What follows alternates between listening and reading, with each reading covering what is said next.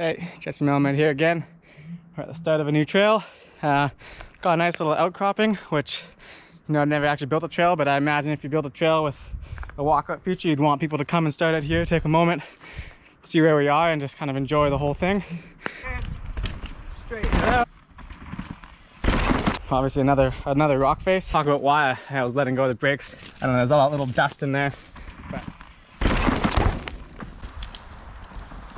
first rock move, which is nothing special. There's not much to think about here. Just go down. They built in some nice dirt at the bottom of this thing, which is sweet. And then looking ahead, you kind of want to notice that there's going to be a sharp right hand turn, so there's kind of almost no point to rush it at this point. You just kind of stay on the trail, don't cut inside because there's no point. It's nice dirt.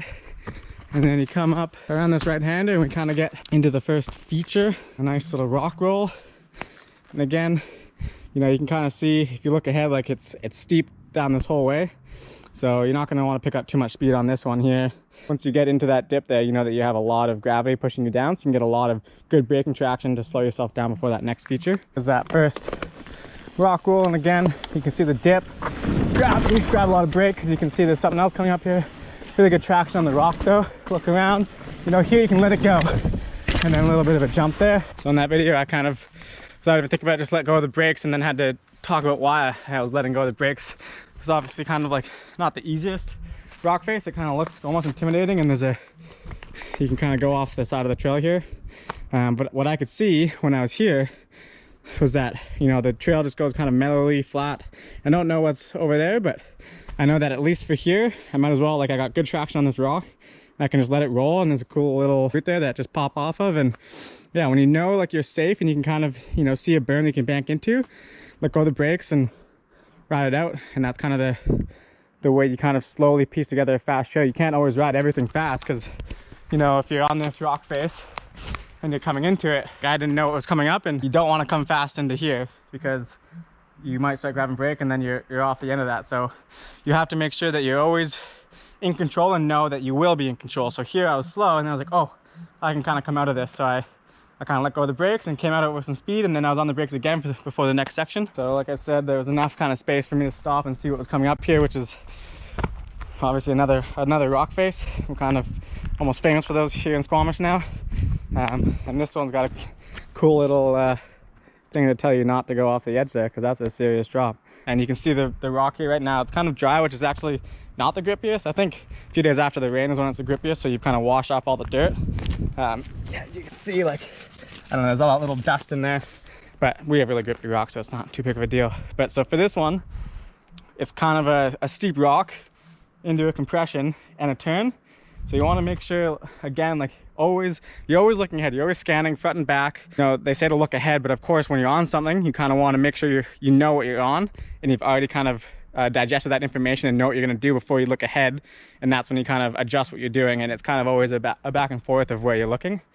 So for this, when you come onto this rock, and you can kind of see you got some braking traction up there, a dip, so you really want to be in control here, especially if this is your first time riding it. And even if it's not, like if I was to race down this, I'm not pushing this section because it's just too risky. So yeah, make sure you're kind of coming in slow. For this corner here, it's hard to see, but it's kind of like a dip and a turn. So you're not going to get a nice smooth arc into this turn. So you want to make sure that you're coming in as wide as possible always to round out a corner. And then when you can, just kind of turn across this dip to make the dip less of a dip. So when you come across, you know, it's like a big drainage dip if you're driving a car. If it's too big to go straight into it, you kind of have to go across it to make it less severe. So then you kind of come from the outside, and then you straighten this whole thing out, and then there's kind of a tree in your way there. So again, you don't want to be picking up speed. You know, in that previous section up there, I picked up speed when I saw that I could do it. It's not so much that you pick up speed after every gnarly section. You have to, again, look ahead. So I'm coming wide, and I'm going to cut across this dip, and oh, there's a tree, so I can't do that quickly yet, and then let it go. And here's a little feature. I waited until I could get around that tree, and then I saw that it opened up again, so I could kind of go fast. So there's a right line here and a left line here, and I mean, first time, I'm not sure which one I would prefer to do, but for this corner, I can already tell in my mind I would come in pretty quick after that jump especially, and see, oh, it turns down right left pretty quickly. And so you could just stop and go down it, which is the kind of the slower way and the safe, controlled way. Or what these skid marks are is probably seeing that you got a nice curve with your front wheel and then skid your back wheel so that you are not cutting in the inside if you didn't skid your back wheel. So you kind of pivot your back wheel around so you straighten out this section. And that's definitely something that I would do. But then you kind of got to be a little bit wary because there's a big dip here. There's a rock, a tree on the side there, but it's a straight enough run out that with modern enduro bikes, definitely get away with that. Then there's also this tight line, which if you're doing the race line, is maybe quicker because it's actually, we'll see where the trail goes. But anyways, you kind of come down through here, and this one's got like a little step down, it looks like, which is actually really cool. So you can come off of this thing, land in there, which people have definitely done. You can also just go around the side here, but what matters in each section is what follows that section. So here I think you have a long enough turn out of it that you could kind of do either one of these lines and totally like have no problem making this turn, because like the fastest way to get down a hill is the shortest way, but also the most consistent speed. So if you can do this short way as fast as that outside way and come out with the fastest speed, then that's the fastest way. If I was doing this for fun, I mean, the cool part is there's different ways to ride it. So, you know, I ride trails multiple times, and one time I'll do one thing, one time I'll do another thing, and keeps it fun and exciting. Straighten it out. So you can see on that one, kind of come in, and you almost, unless you're doing a nose pivot slower, you kind of got to skid it so you straighten your bike out for this whole next section, because it's actually a really tight corner. And if there wasn't such a long run out, it wouldn't matter as much because you would have to slow down. But if you want to keep your speed, you want to kind of keep your momentum as forward as possible. So that's what that rear skid around kind of does. It doesn't slow you down more than you need to. We'll do this drop on the other side here.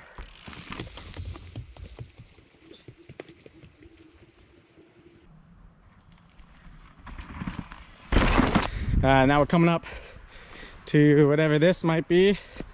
Oh yeah, little step down. You can kind of see the case bar there, which is always good. So something like this, when you're coming into it blind, it's always smart first lap for sure, just to kind of take it easy. Here's a little step down coming up. Yeah, and then the bump. That worked really well actually, kind of like a little jump and then a bunch of pumping. Keep your speed. Woo. More pumping. Not much to do here really, just try to find the speed, see something slow down for. Again, if you're looking far enough ahead, you know what's coming up eventually, and then you're focusing on what you're on currently. That sounds very counteractive, but it's something that you kind of just learn to do, where you'll see, you know, in that section, you kind of came down that rock step down, you had that bump thing, and now look ahead. Okay, just some pumping things, and then there's a jump. So pump for as much speed as I can, because I see there's a jump coming. Come into this rock thing, which again, kind of slow down for. We'll go and ride it. So nice little dip, not clip in, come in here and then slow down, because I hate some of the rocks that tightly where you can kind of hit your shoulder.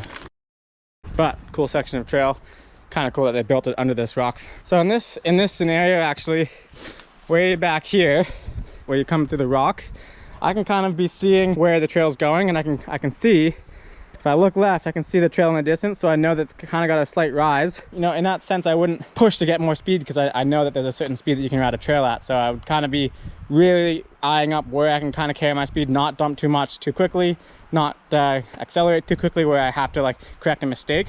And when you get around this tree here, then you just see, okay, I can let it up and then carry your speed all the way through that thing. So let's do it.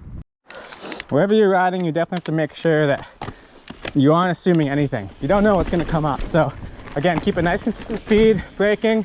Okay, it goes, let it go. Carry speed through here, looking ahead, pump into that uphill, just kind of straight into it. And again, okay, so there's a dip. Yeah, no, just bust a nose here because you can. What I was trying to say in that section of trail is, yeah, you can see where you're going. There's nothing to do there. Just kind of pump, look ahead, enjoy the trail. And then as soon as you come into something, you just want to be careful and not, you know, never be a hero if you don't know the trail, because it can end really badly. I'm sure I've had experiences like that before. So you just kind of come slowly, and then, you know, you can still have fun. So once I was going slowly, I was like, okay, here's a good, you know, I just watched Remy Metallier's video on nose manuals. There's a perfect rock where you kind of be like, okay, I can see the dip at the bottom. I can just practice my my balance point. So kind of put the front wheel up, and you're still having fun with the trail. You don't have to go fast. You can just play with it. And then there's kind of a low speed corner here. Two things you could do. You could kind of come in wide and almost pump down that thing, or you could kind of lift up your front wheel and get to the next section of supported trail, because if you kind of come too wide, you might get into that dip there. You want to make sure you're always in control and always know where you're gonna be in control. You might not be in control of a certain section. That's fine, because if you've seen, okay, there's a burn down there that can catch me, that's okay to kind of let yourself get a little bit out of control, as long as you're confident that you can regain that control. So that wasn't actually possible, which is a good lesson, and that not everything you see works out. Some things on trails are really awkward, jank if you want to call it, and you can only do them at a certain speed. So you just kind of got to ride it as best you can. And I think the best thing, like I was saying, if you come in and you can kind of see it goes really tightly that way, so it was hard for me to pull and turn and get my front wheel where that rock was over here. So if I knew it, I'd kind of come in here, know that, and pump into this as quick as I could, and then I could kind of come out of it with speed, and that would probably be overall the quickest way to do it, because you'd come in slower but you'd exit with a lot more speed. And considering there's a flat section of trail coming up, that's probably more important than coming into it quick in the first place.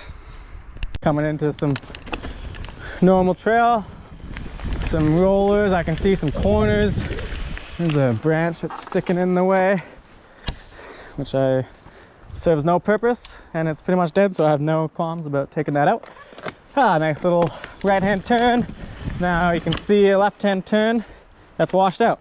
For any of you who race enduro, or maybe anything, but enduro is where I see it the most, is this happens a lot, where, you know, this corner is, and you can just see it's being pushed out consistently, because there's these rocks in the line where people are just trying to avoid them, so they kind of try to go around it, and that dirt was kind of just soft in the first place, and it can't support repeated riding. So I would just slow up and get inside of that duff where I know that it's supported and I can stay in control.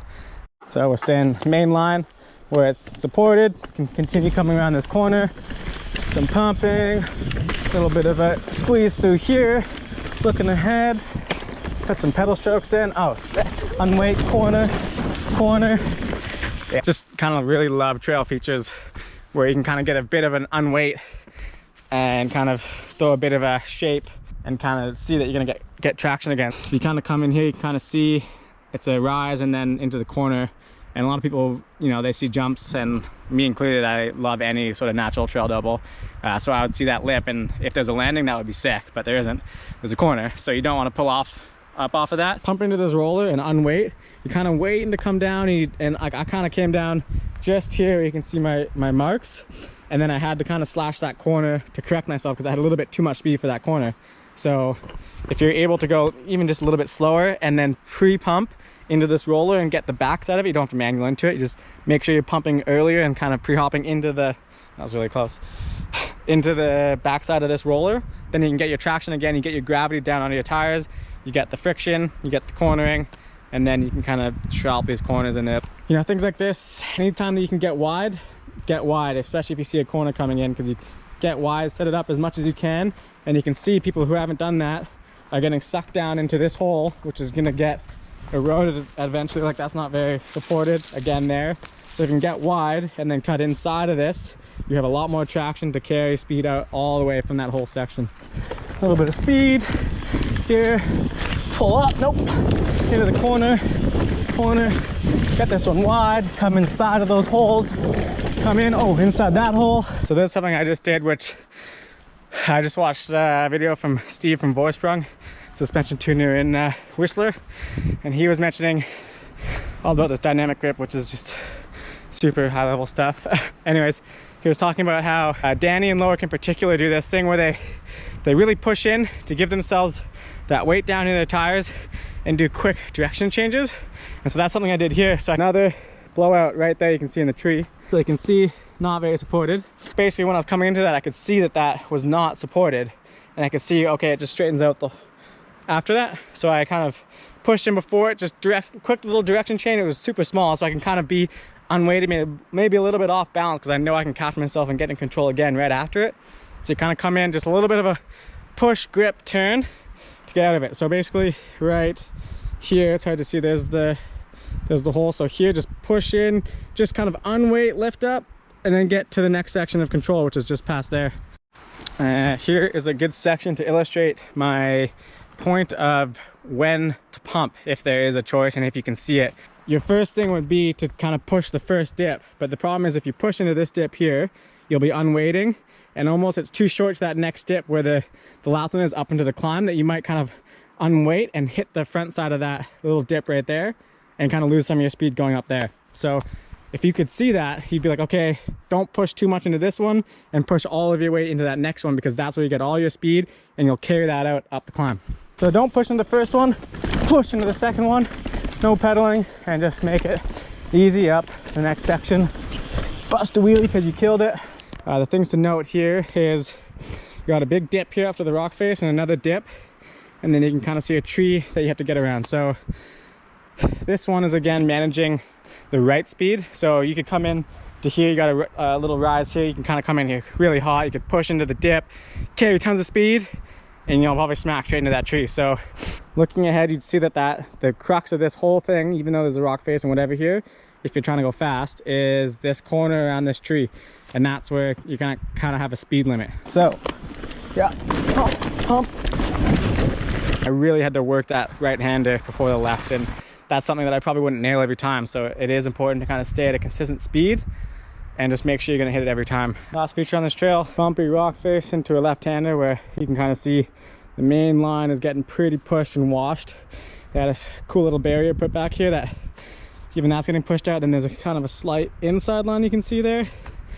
So this one is interesting because this would happen in a EWS stage as well, where that bottom corner just gets pushed out. Ahead of time, you got to make a decision of like, okay, I'm going to take the safe, consistent, slow up, go inside. Or you're kind of going to be like, you know what, I think that outside corner might build into a nice rut and you can kind of hit it faster and smash the rut. But it's kind of a trade-off. If you're Sam Hill, you go inside. If you're someone else, or everybody else, you probably go outside. But this one,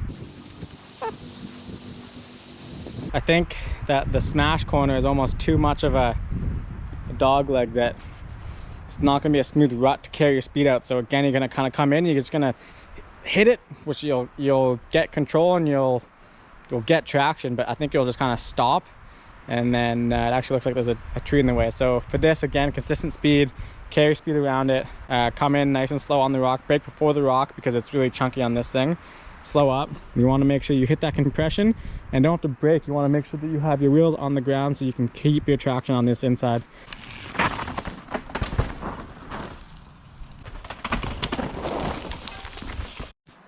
That's it. I'm exhausted running back and forth. Before any of you ask, I'm not going to tell you what trail it is. It's not super well known right now, and I'd like to keep it that way.